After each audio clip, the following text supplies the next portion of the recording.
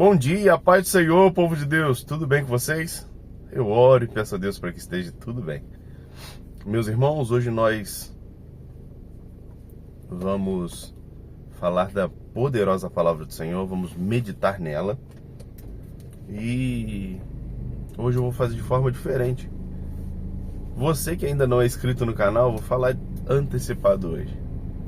Se inscreve, curte, comenta e compartilhe, pois esse projeto, o canal Pelo Reino Podcast, ele foi gerado no coração do Senhor, para que pudéssemos apregoar o Evangelho em meio à pregação do Evangelho, da palavra e testemunhos, entendem? Então, seria maravilhoso se você fizesse parte dessa família, me ajudasse a evangelizar através da inscrição sua no canal. É fácil, é só se inscrever aqui no cantinho da tela, isso aí embaixo. Se inscreve no botãozinho vermelho, ativa o sininho, curte, comenta, compartilha, divulga nas suas mídias sociais também, nas suas redes sociais, porque é necessário que a palavra do Senhor seja apregoada. Amém? E eu quero meditar com você hoje num livro histórico do Antigo Testamento, no livro de 1 Reis, capítulo 18, versículo a partir do versículo 30, amém?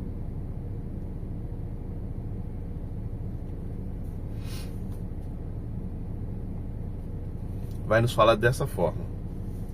Então Elias disse ao povo: chegai-vos a mim. E todo o povo chegou a ele, e reparou o altar do Senhor, que estava quebrado. E Elias tomou 12 pedras, conforme o número das tribos dos filhos de Jacó, ao qual veio a palavra do Senhor dizendo a Israel: será o teu nome. E com aquelas pedras edificou o altar em nome do Senhor. Depois fez um rego em redor do altar, segundo a largura de 2 medidas de semente. Então armou a lenha e dividiu o bezerro em pedaços, e pôs sobre a lenha, e disse: enchei de água 4 cântaros, derramai sobre o holocausto e sobre a lenha. E disse: fazei-o segunda vez. E a fizeram segunda vez. Disse ainda: fazei a terceira vez. E a fizeram a terceira vez. De maneira que a água corria ao redor do altar, e ainda até o rego se encheu de água. Sucedeu, pois, que oferecendo a oferta de manjares, o profeta Elias se chegou e disse: ó Senhor Deus de Abraão, de Isaque e de Israel, manifeste hoje que tu és Deus em Israel, e que eu sou teu servo, e que conforme a tua palavra fiz todas essas coisas. Responde-me, Senhor, para que este povo conheça que tu, Senhor, és Deus, e que tu fizestes tornar o seu coração para trás. Então caiu fogo do Senhor e consumiu todo o holocausto, e a lenha, e as pedras, e o pó, e ainda lambeu a água que estava no rego. E vendo todo o povo, caiu sobre os seus rostos, e disse: só o Senhor é Deus. Só o Senhor é Deus. Então Elias disse: lançai a mão dos profetas de Baal, que nenhum deles escape. Lançaram a mão deles, e Elias fez descer ao ribeiro de Quizon, e ali os matou. Então disse Elias a Acabe: sobe, come e bebe, porque ruído de uma grande chuva. Amém?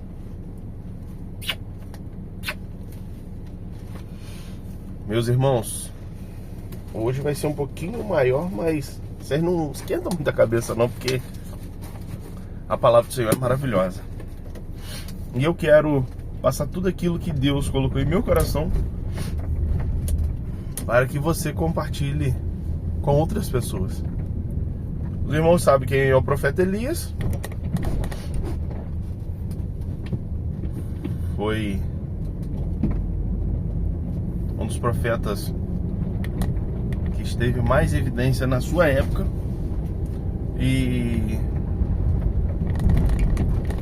esse profeta foi o que se levantou para denunciar aonde o povo estava errando.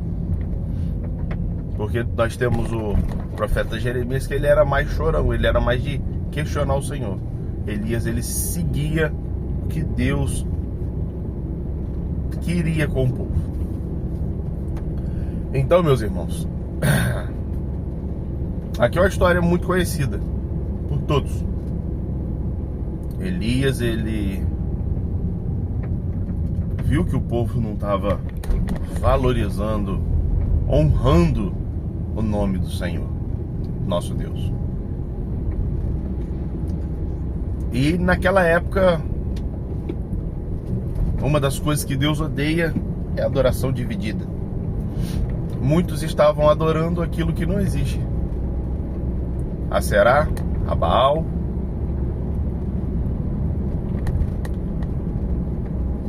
E o profeta Elias. E isso é uma diferença. Quando você sabe por quem você está fazendo a obra, você é garantido. O profeta Elias estava sozinho denunciando e falando acerca do reino, falando que Deus abominava. E com isso, aborreceu o rei, os falsos profetas de Baal. Mas Deus deu uma sabedoria no profeta Elias, que ele falou assim: vamos oferecer sacrifício. Eu ofereço ao meu Deus, vocês oferecem a Baal. Aquele que responder do céu com fogo consumindo o holocausto,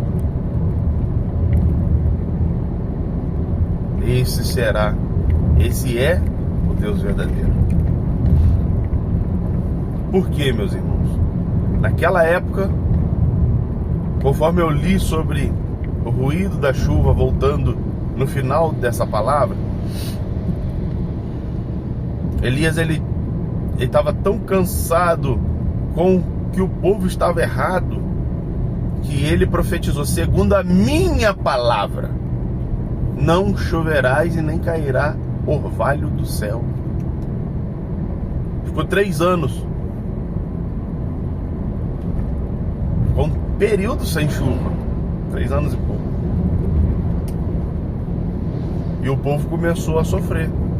Os animais começam sem ter água para beber, as pessoas começam, porque nós vamos ler que Jesus, ele é o pão da vida, Jesus é a videira verdadeira, Jesus é a luz do mundo, Jesus é a água da vida, com a mulher samaritana. Sem água nós não sobrevivemos. 80% do nosso corpo é composto por água.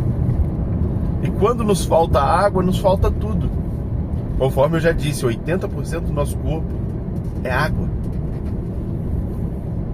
E aí nós vemos a diferença de ser um homem de Deus e de oferecer adoração a deuses, a falsos deuses, a deuses estranhos.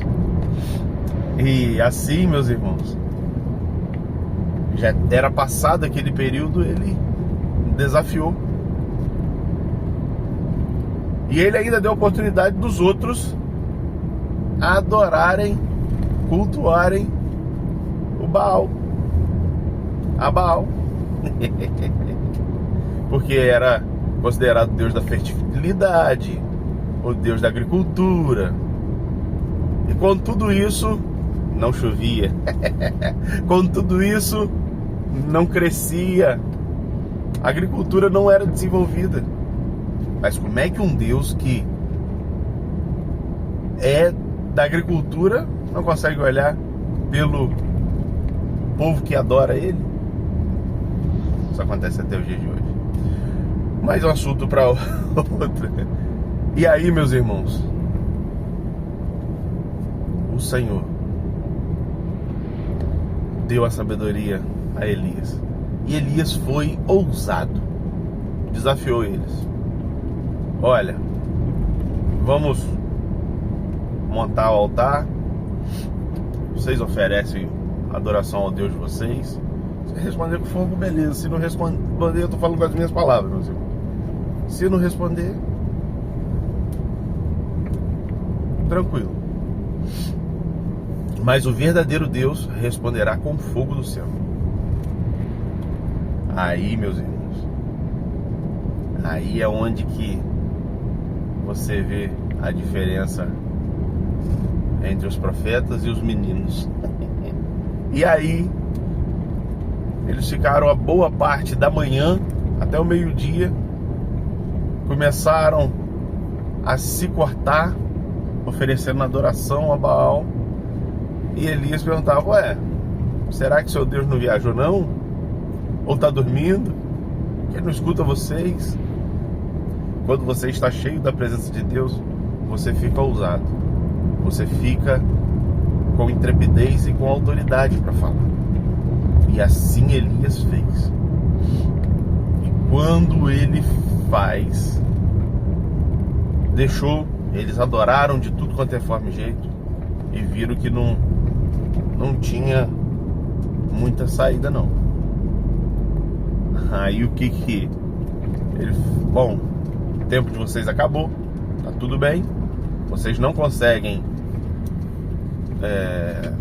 o Deus de vocês não conseguiu responder vocês, deve estar ocupado fazendo alguma outra coisa. Agora deixe que eu vou adorar o meu Deus. E ele faz uma coisa que muitas das vezes nós no dia a dia nós esquecemos. Ele repara o altar. Ele pega 12 pedras simbolizando... Meu Deus, eu estou sentindo a presença de Deus, oh glória. Ele pega 12 pedras simbolizando os filhos, as 12 tribos de Israel. 12 pedras, os filhos de Jacó.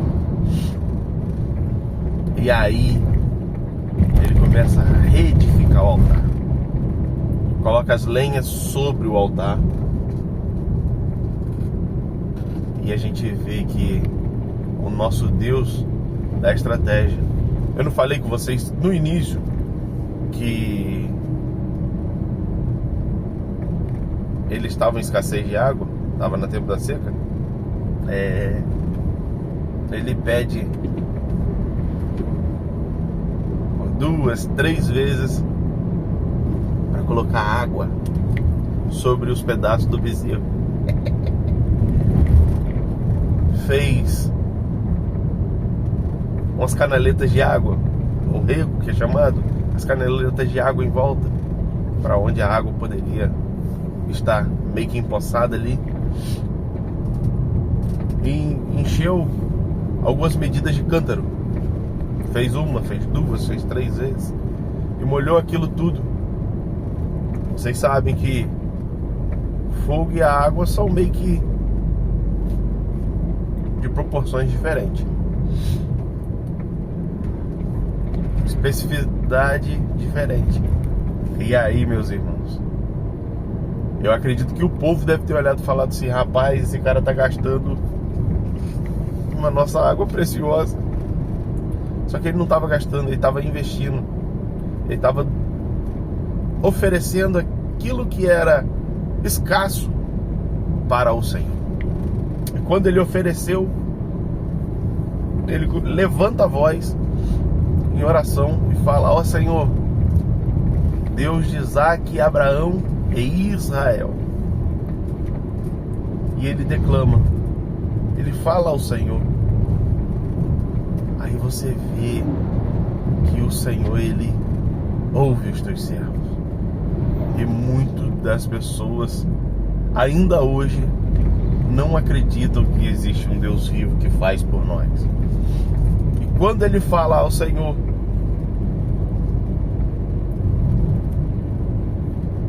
e olha para o alto, desce como uma bola de fogo direto no altar, consome tudo. Tinha água, a água se secou. Tinha a carne do bezerro, acabou tudo, foi queimado, foi consumida. Até o pó foi consumido ali. E isso me maravilha, porque quando a gente adora um Deus vivo que faz pelas nossas vidas, a gente tem o sinal, nós vemos os sinais ao longo da nossa vida. E quando o povo cai com rostos em terra e começa a adorar, só o Senhor é Deus, só o Senhor é Deus, só Deus é o Senhor.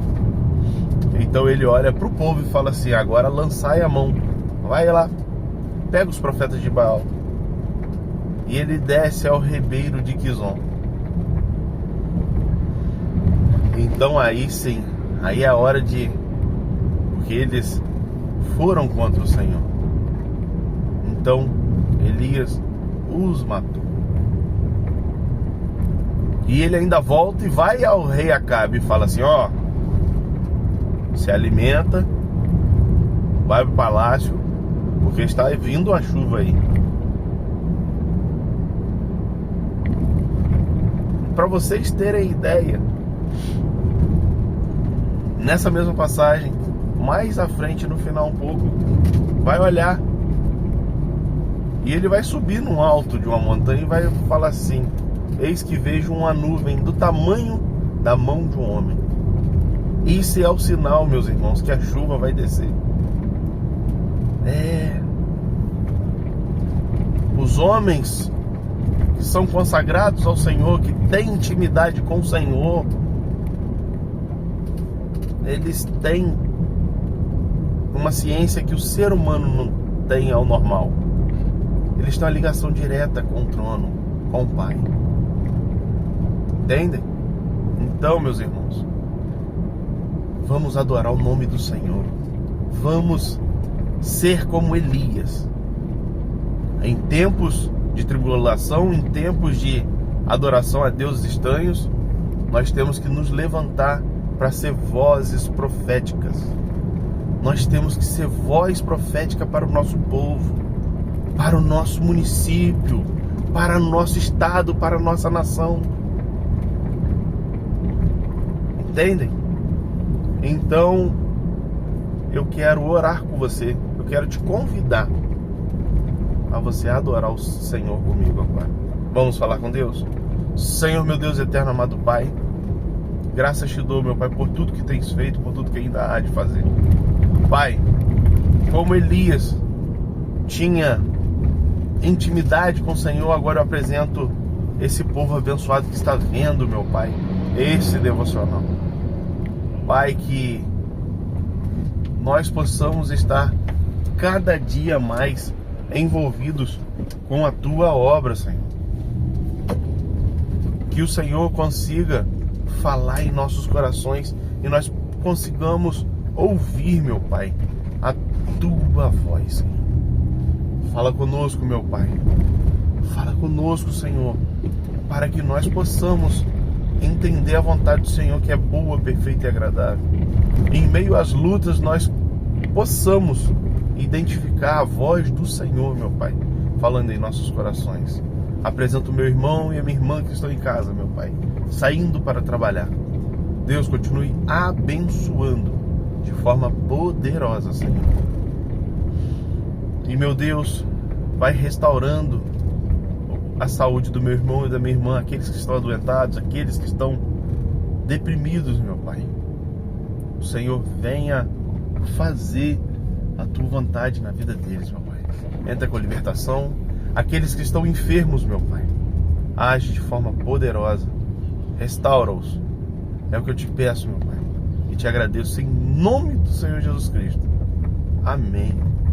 E graças a Deus. Meus amados irmãos, que Deus os abençoe. Hoje foi um vídeo maior um pouco, mas eu senti que era necessário falar com vocês. Que Deus abençoe. Fiquem com Deus, fiquem na paz do Senhor e até a próxima.